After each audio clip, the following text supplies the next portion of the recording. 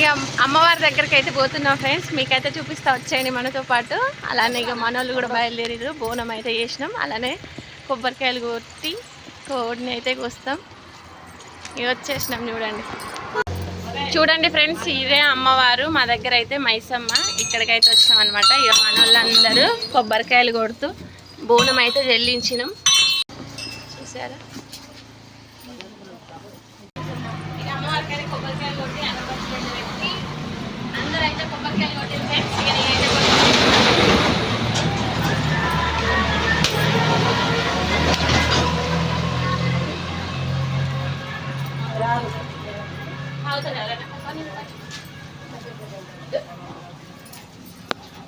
అట్లా ఉంటాయి మరి ఇట్లా ఇంట్లో పెట్టి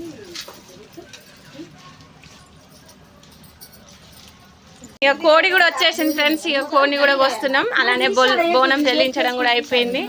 ఇక మన వాళ్ళందరూ అయితే కొబ్బరికాయలు కొట్టిరు, కూర్చున్నారు చూడండి. ఫైనల్ గా ఈ రోజు అయితే అమ్మవారి దగ్గరికి